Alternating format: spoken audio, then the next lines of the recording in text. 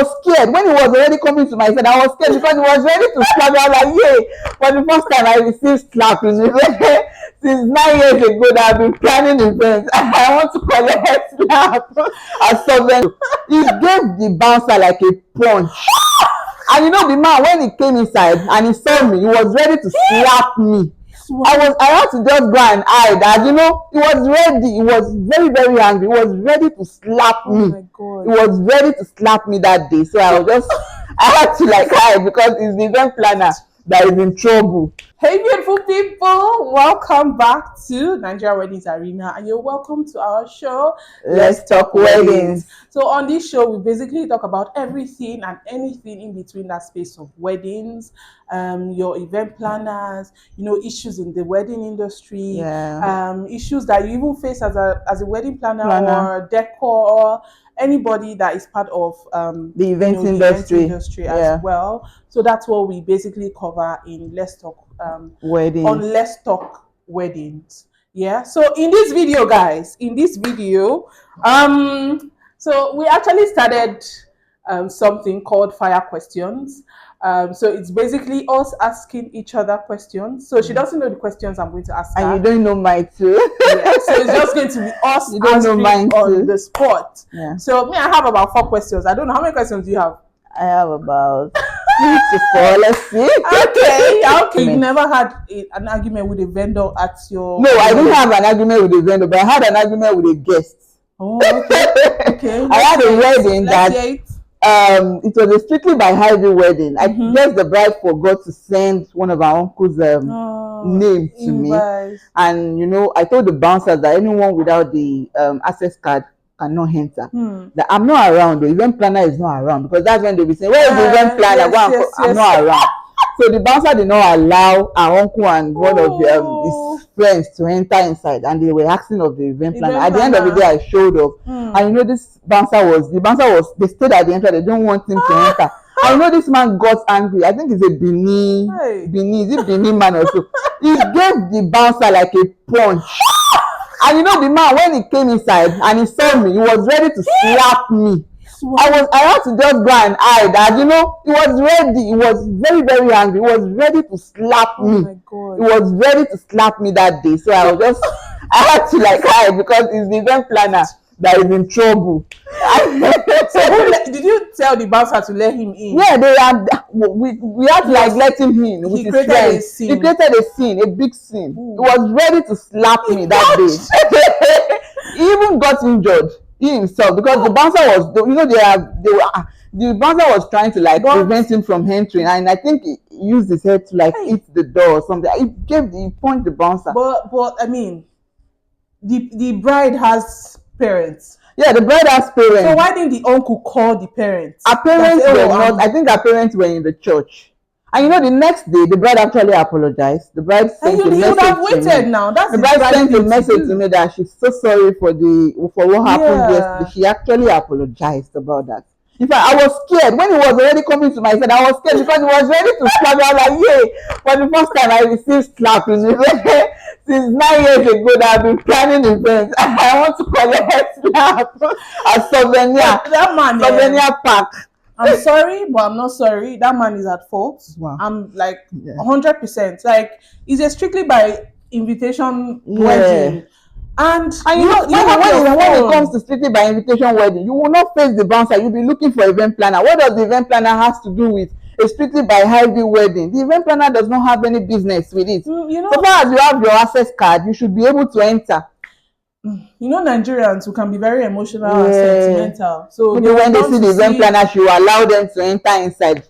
And sometimes they would probably feel that, I mean, since you are the event planner, definitely. I have that say. Yeah, but meanwhile, we have a number of guests that we are expecting. So at the end of the day, when the hall is fully crowded, they'll be like, oh, this is not the number of guests. The event planner was the one that didn't pass the necessary information to the bouncers. It's not a good review at the end of the day. It's going to be like a bad review. So we have to like act with the instructions. If he had slapped you, you could have sued him. Definitely. Because that's crazy. Definitely. Definitely. It was I was scared because I was scared. My mind was already, I was scared already because I was just like, since 9 years ago that I've been planning the event, I've not received slap. So many a pack. So many a pack. So, I mean, sorry about that, but man, this is some of the experiences that event planners, face at their events. So, ask me your question. There's this argument that should vendors eat at your event? Or not? Let's hear what you have to say. It's very good if you actually give vendors food at the event. Even if you don't even want other vendors to eat, live band will not accept. They will even be starting from like maybe 2 weeks to the event, or when you as an event planner contact them, they'll be telling you that please, we have to like eat before we start singing. Yoruba used to say, I have a lot of things to say about this. Yoruba used to say, so that they will not sing akpala for you. And when you want to, so they'll tell you that okay, they are food, and they are always large in numbers. They are always like about 12 to 15 most of the time. So, but to me, I just prefer you giving your vendors food. It doesn't cost you anything, That's what I believe, actually. It doesn't really cost you. Fine, I know they are getting paid. I know they are getting paid, but it doesn't really cost you. It's not as if they're going to like take a large portion of food. Just most of the time, I used to tell my clients that they should pack their food in a takeaway pack. Just keep them. You already know that, okay, you've given them. 1 meat is fine. Maybe 1 meat is fine on it. You know what? Yeah. Me, what I don't like is entitlement. Like the live band thing now. I feel like there is some sort of entitlement in it. Because, I mean, they've paid you. Let's not even say, even if they've paid you. They've paid you, right? So, saying, oh, they have to eat before the event. Performing. I'm sorry, but you came from a house, right? It's not like you came from under bridge. You came from a house. And live band playing does not begin till like maybe 12 or even 2 or that's later. when the couple's parents are about to enter inside, or maybe when they want to start testing their. So I just find it like really entitling, like saying, oh, we need to eat first. If they give you, fine, right? If they don't give you, I don't think you should make a fuss out of it. That's my opinion. I guess. But I also get the fact where you said, oh, it's just food, and all that. You've never met a strict planner, a strict client that they'll be like, oh no, I've paid them, so why am I giving food? Client that was saying I paid the vendor, why would I actually give them food? And I had to just convince them. So I had to just convince her that please, it's not as if they will take much. Just little is fine. That thing I find it really enticing, to be honest. But anyways, it is what it is. If you have to give, an aspiring wedding planner an advice, that's talking about the top 2 mistakes to avoid as an event planner. Just top 2 mistakes. Simple, to avoid as an event planner. One mistake is not paying attention to every details. Every single details counts. It matters a lot. So when you don't pay attention to details, no, you're going to miss it somewhere, definitely.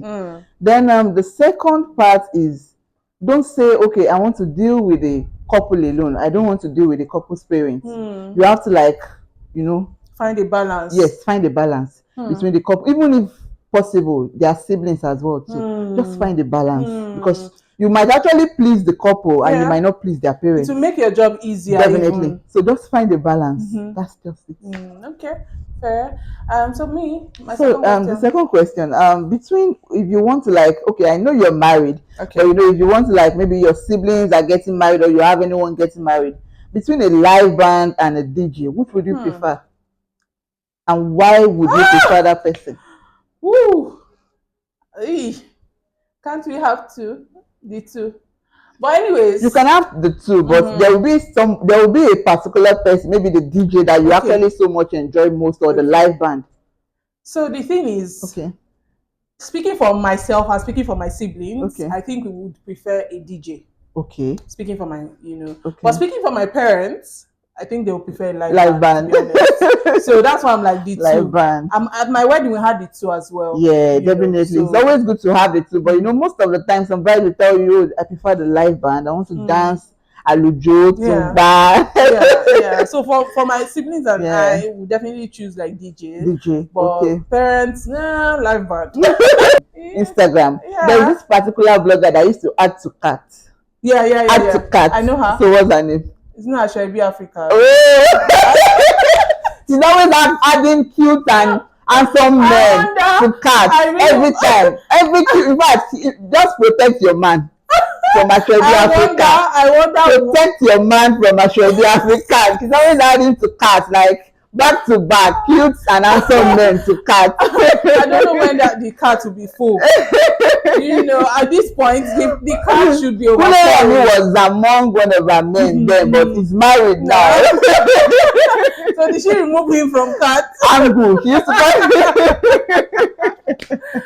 Who is your top makeup artist in Nigeria? Top. Yeah. Hey. And why? Do I really have? Oh, okay. Oh my God. This lady she's a woman that did I've forgotten her name and I'm even following her. Banks. Yes. Yes, Banks ZBM Pro. I love her so much. Her works, like she doesn't even do too much. Like she does it so effortlessly. Like you would know that this person has a passion for what she's doing. Like, and she has been in the industry for so long. For so long. She's an OG. Destination wedding or wedding in Nigeria? Well, why? I'll prefer wedding in Nigeria because most of my relatives are in Nigeria. Okay. So if I want to do a destination wedding, I have relatives that will say, "Oh, how would I come over? We want to like join you over there," and also I'll just prefer wedding in Nigeria. Yeah, that's the end of our fire questions session. I hope you enjoyed it. I hope you learned a thing or two from the section. Let us know in the comment section below. Thank you so much for watching. If you watched to this point, if you have any questions that you would also want us to answer in our next video, you can just put it down in the comment section below, and we would treat that ASAP. Yeah. Thank you. I'll see you all in the next one. Bye.